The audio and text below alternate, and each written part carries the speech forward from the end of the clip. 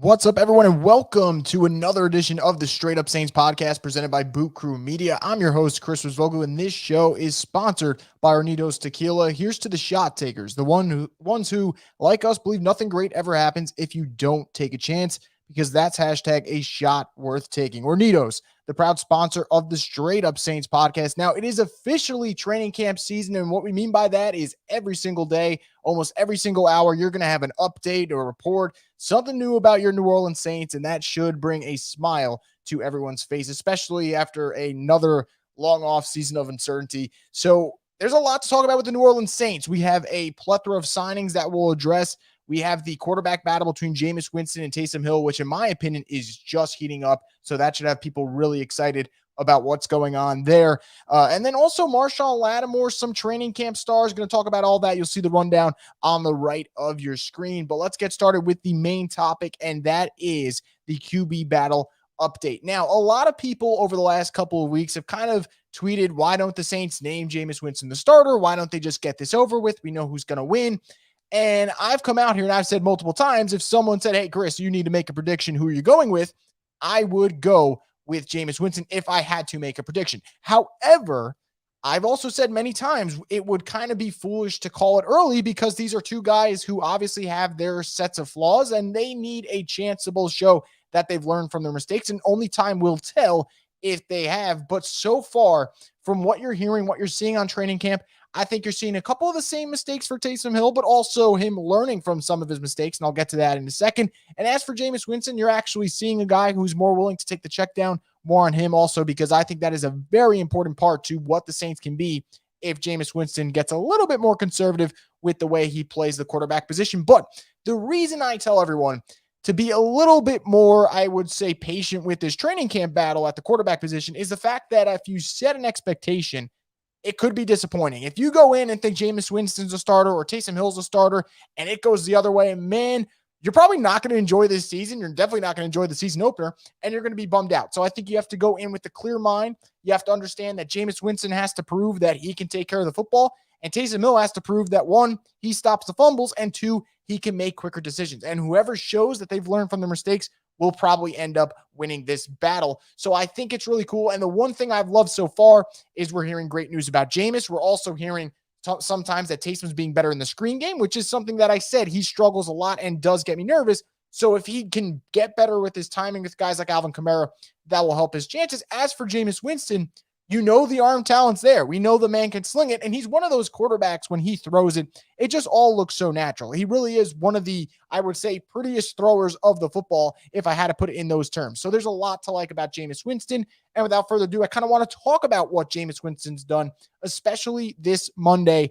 It's coming out, whether it's your favorite reporters like Nick Underhill, John Hendricks, doesn't matter who it is, they all said Jameis Winston had his best practice of training camp thus far, and arguably, and probably realistically, his best practice as a member of the New Orleans Saints. Because remember, guys, Jameis Winston's getting more reps now than he did all of last year because, one, we knew Drew Brees was going to be the starter, and two, it was his first year. You missed a lot of the offseason workout programs, so he kind of got eased into the Sean Payton offense. So Jameis had his best practice, and the thing that really stood out to me is everyone saying that he did well in all three phases of the passing attack, whether it's intermediate, whether it's your short game, whether it's the vertical attack and attacking the defense on a long pass.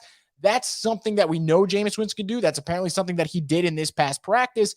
And with Jameis, you could just tell whether it's him speaking to the media, whether it's teammates speaking about him, there's a lot of energy with Jameis Winston. So you can't help but be excited when you hear good things about what he does on the football field, because we all know when he's talking on the mic, when he's commanding your attention, he really is a guy that you can root for in that regard. So I'm really intrigued to see that. But the one thing that stands out to me, and it was something we didn't even see on Monday, we saw, I believe it was either Saturday or Friday, was the fact that Jameis Winston is more, I would say accepting of the check down pass. And I know that's not the sexy play. That's not the play that you're going to go see SportsCenter put out, or you're going to see it on NFL Network. That's not the one that you're going to run back after a Saints victory and say, oh, I can't wait to see this check down that Jameis Winston had.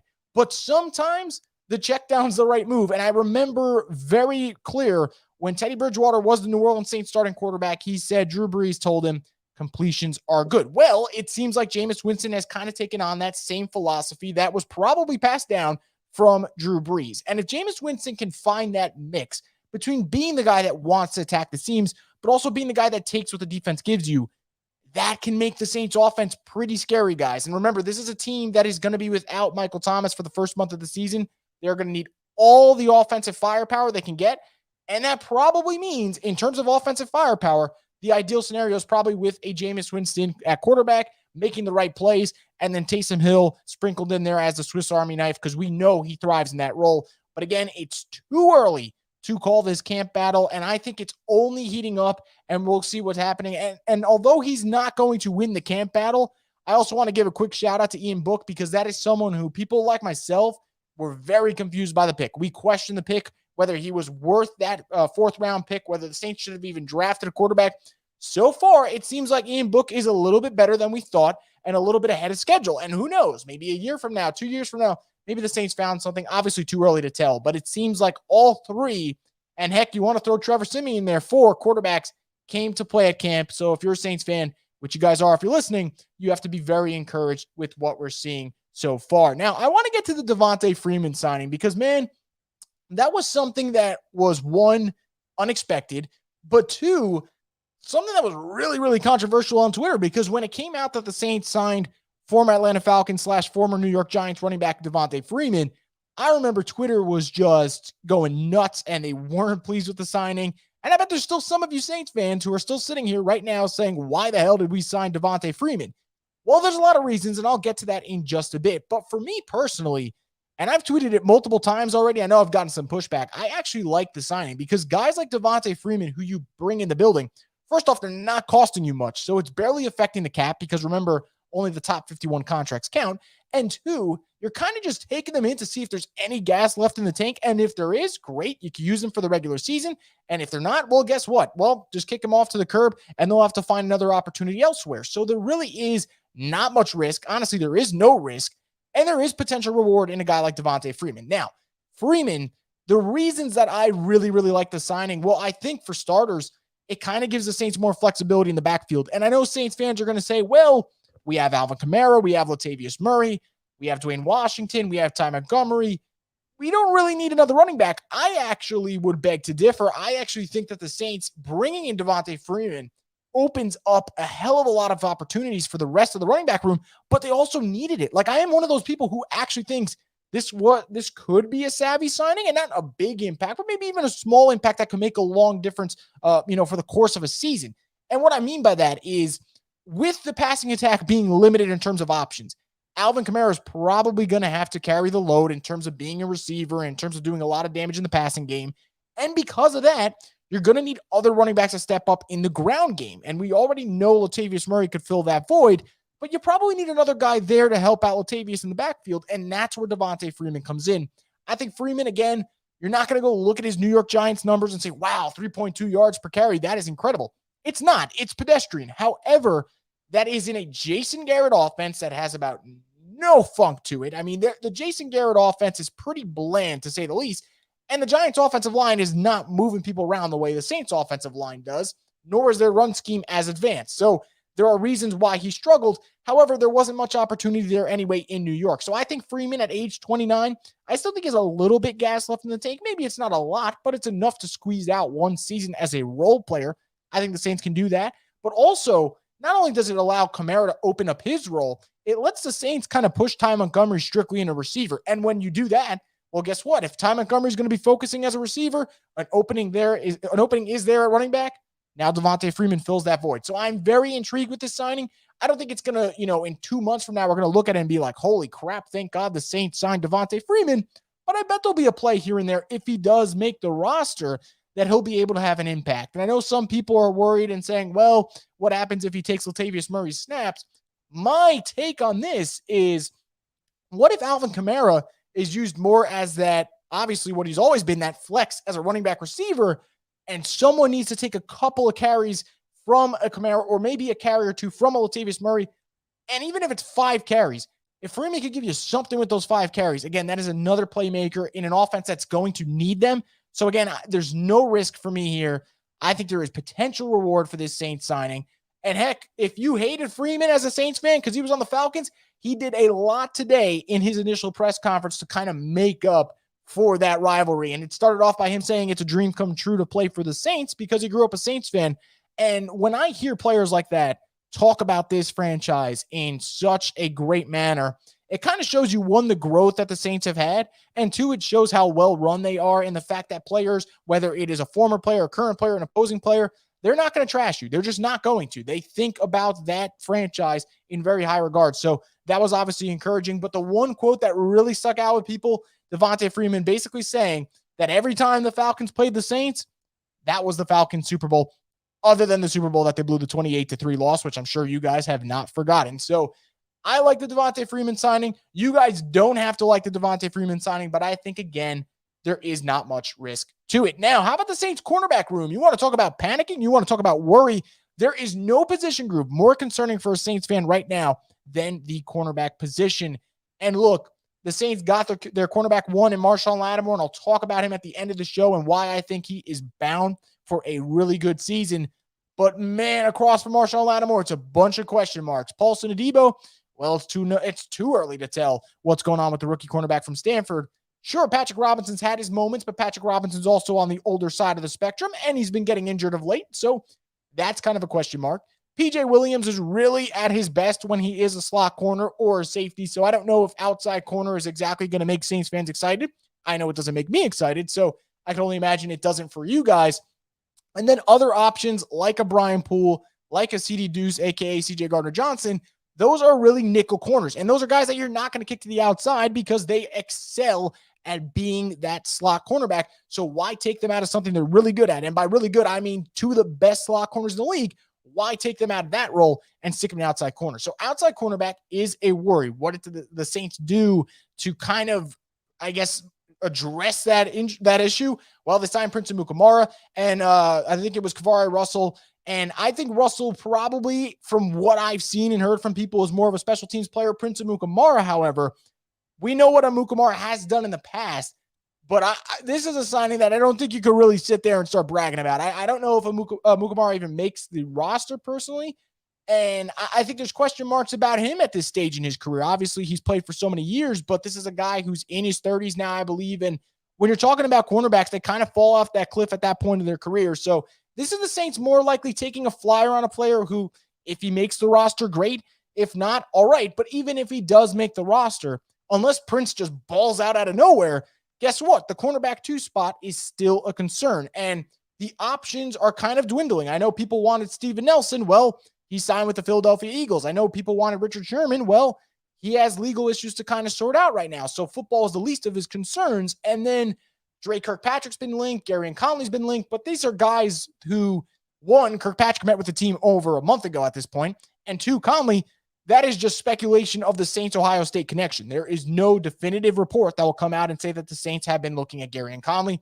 That's more so us speculating and not actually knowing what might happen with that group. So the Saints cornerback room continues to be a concern. It will be an even bigger concern if and when Marshon Lattimore gets suspended, because then you have 2 cornerbacks that you got to figure out. And man, you don't got 1 cornerback. You don't got 2. Oh my God. Like, not having 1 cornerback alone in the NFL, and Saints fans, you know better than anyone, that is a problem. Now imagine your starting corners are both question marks.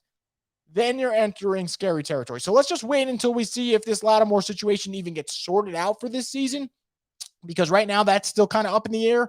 But this cornerback room is a concern, and I don't think any of the signings the Saints have made have really figured anything out. I think these are more so camp bodies than anything else. Now, that brings me to kind of a sub-question of this cornerback room, and something that a lot of people hit me up and talked about over the weekend, and we had some fun debate on Twitter about it.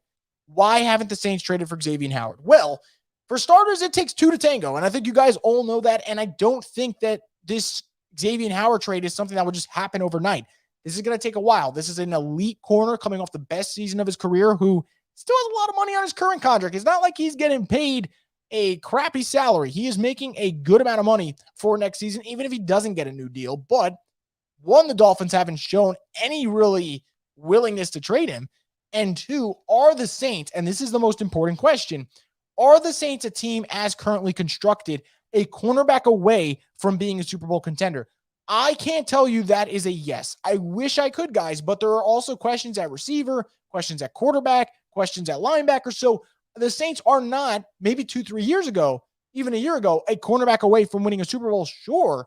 But now you look at this team, I can't tell you that they are Xavier Howard trade away from winning a Super Bowl. Why is that important? Well, if the Saints trade, let's say, a first-round pick for Xavier Howard, while their cornerback room would be stacked, their secondary would be one of the best in the league, and the Saints defense would, in my opinion, be a top 10 unit in the National Football League, I don't know if that could come back to haunt them, because what if they need that first-round pick for a trade-up scenario, for a quarterback?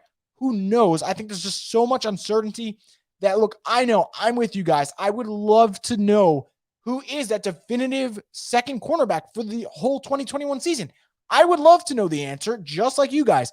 But unfortunately, we're still kind of left in the dark in this situation, and there is no definitive answer on this roster. So until that gets sorted out, that will be the position group that I get a little bit scared about. Now, before I talk about Marshon Lattimore, why I kind of think he's primed for a really big season, I kind of briefly want to talk about 4 players who I think have shown a good amount of potential in training camp. And if that turns into regular season success, that will absolutely help the Saints with their outlook, their projection for win-loss record, and all that good stuff. So the first player is someone who will probably get suspended. It's Deonte Harris. Now, his suspension, looking at the history of the NFL, you're probably looking about a 2-game absence. So not a crazy tough pill to swallow.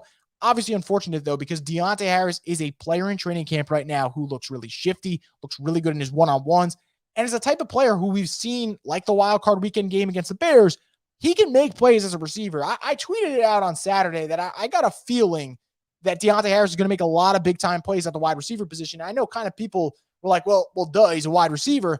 A lot of Deonte's big plays, obviously, through the first 2 seasons of his career, have been as a kick returner. So what I mean by that is I really think he is going to take that next step as being a legitimate NFL wide receiver, and he showed it against the Bears. Like I said, 7 catches, 83 yards, made a big difference in the passing game. I think Deonte Harris can do that. Maybe not every single week. Obviously, that's a lot to ask for. But every other week, perhaps, I think that's a possibility.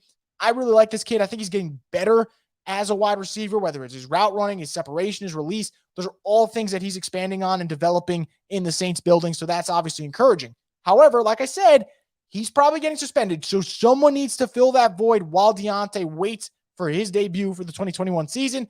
And I think you look no further than Jalen McCleskey, who has been really good the last couple of days. Apparently Monday was his best practice session. And I don't want to go off one practice and be like, oh man, this is your new training camp, I guess, wonder in a sense. I know we have them every year, whether it's Emmanuel Butler or, Lil Jordan Humphrey. We've had so many of them over the years. I don't want to just crown McCleskey as a new training camp darling, but this is a player who has shown pretty good athleticism, has looked really good in individual drills, got good body control. Those are all things you want to see from a wide receiver. But I think what really helps him too is I think McCleskey could end up being a special teamer. And when you're entering the league and it's your rookie season and you're just trying to learn the ropes, there is no better way to make an NFL roster than showing that you can ball out on special teams. So McCleskey is a player that people should definitely watch, keep on your radar. I'm not going to crown him as the training camp darling yet. I mean, we're only 4 practices in. So after 4 practices, I can't sit here and be like, guys, buy all the stock you can in Jalen McCleskey. But what I can tell you is he's a player that you want to keep an eye on. You really want to see where he can go. And I think with the uncertainty about a Michael Thomas and the uncertainty about Deonte Harris, the Saints are going to have to take on more wide receivers than we think. So whether that's Chris Hogan, whether that's Jalen McCleskey, whether that's Lil Jordan Humphrey, they're going to have to figure it out. And those are 2 guys that you're going to watch, Deonte and McCleskey, from the offense in terms of training camp stars. 2 more, though, because I did say I'll give you 4. And I'm going to go to the other side of the football. I'm going to go with the defense. And the first one's Carl Granderson. Now, Granderson has been a player that a lot of Saints fans have really had on their radar, whether it's his workouts, whether it's Sean Payton just saying he looks great and he's added on strength and muscle and he looks great. There are so many ways to kind of break down why you could think Carl Granderson could have a great year. But now to hear that he's kind of taken all that momentum from last year that he built in situational pass rushing scenarios, and now he's built all that momentum from his workouts, and now he's showing it at training camp, I think you just can't help but be cautiously optimistic or even overly optimistic that Carl Granderson could be an intriguing pass rusher for the Saints. And that is important because remember, you're losing Trey Hendrickson. You got a couple of question marks at the defensive tackle position. You need your defensive end group to be fantastic. So whether that's Granderson, Cam Jordan, Caden Turner, whether it's Marcus Davenport. There are guys that need to step up. Granderson, absolutely one of them. And I think he is going to step up and have a pretty good year. Like if you told me that Granderson finishes the year with like 7.5 to 8 sacks, I know that seems ambitious. I think that's a very attainable goal for a guy like Granderson because remember, he's the type of player, he can explode for 2 sacks in one game, 2.5 sacks, 3 sacks. So I think Granderson, a player to keep an eye on and someone who is shining so far in training camp. And my fourth one is someone who I think Saints fans didn't really give a fair chance from the beginning. And I said you guys should be careful with the way we talk about him. It's Pete Werner. So far, Pete Werner's looked decent in coverage. He seems to be in the right place at the right time. And these are things that everyone who watched Pete Werner said he can do. But I know it wasn't the flashy linebacker that people wanted. It wasn't Jabril Cox. So because of that, Pete Werner kind of came in with an unfair expectation level and honestly just didn't get enough love, didn't get enough attention from the Who Dat Nation. But he is someone who is improving day to day. And we'll see. I think he's going to be in the starting lineup week 1. And even if the Saints do sign Quan Alexander, which is definitely a question mark for a lot of Saints fans, I don't think Quan would start, I don't know, at any point, because I think Pete Werner is the guy who they really want to start next to Demario Davis. And while Quan can absolutely get on the field if he is signed, Pete Werner is going to continue ascending. And I think we're going to see a really, really solid football player for the Saints to come. Now, the last topic you'll see on your rundown, and it's something that I think is going to have such a big impact on this Saints team, it's Marshon Lattimore. And Marshon Lattimore, we all know it. We all know how frustrating he can be because when he's at the top of his game, he is a lockdown cornerback. And when he's not on top of his game, he's getting just beat, whether it's by Allen Lazard or Adam Thielen or Cooper Kupp or really name any receiver. He can have a rough night. And it always comes down to, does he have the right mindset when he doesn't play a wide receiver 1? Or does he take every game differently depending on who the opponent is and who the quarterback is and who the wide receiver 1 is? Those are all valid question marks. But from what we're hearing, he is already off to a solid start to camp. You're talking about a player who did not get a long-term contract. You can bet your ass that Marshon Lattimore wants to just have a not even breakout season because he's already a great player, but have a career year because not only does that help the Saints, that helps him financially speaking, career-wise, reputation-wise. That would help him break the bank for next offseason. And for the Saints, that is the ideal scenario. I know there is a part of the Who Dat Nation that's a little scared that, hey, what if Marshon Lattimore balls out and the Saints have to pay him more than they wanted to? Well, this is what I tell you. If Marshon Lattimore balls out, this Saints defense is going to be better than people expect. And the reason I say that is when you're looking for the best version of the Saints defense, whether it is 2019 against the Cowboys or 2020 against the Buccaneers, and you're looking for the best version of this defense, it's one where Marshon Lattimore's locking up the top wide receiver. I can't stress that enough.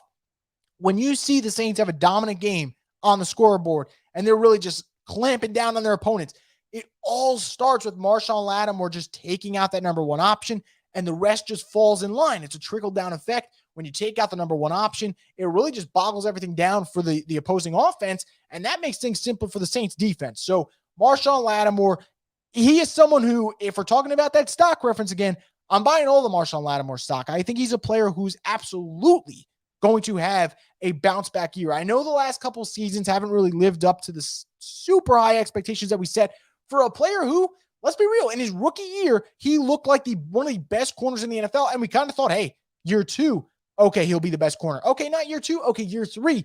And we kind of sat there saying it over and over and over again, and it hasn't happened.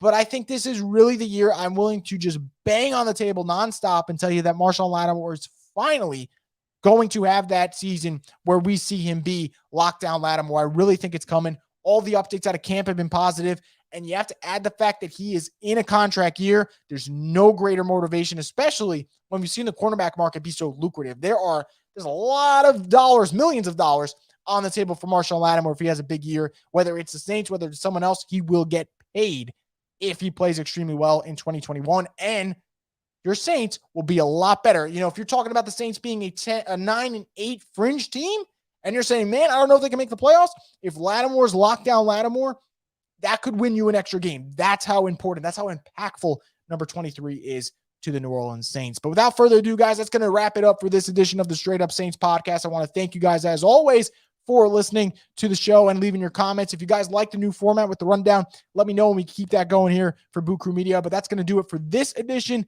of the show. If anything breaks, I'll be on later this week. If not, I will definitely be back on Monday for you guys. So stay tuned for more content in the very near future on the Straight Up Saints podcast.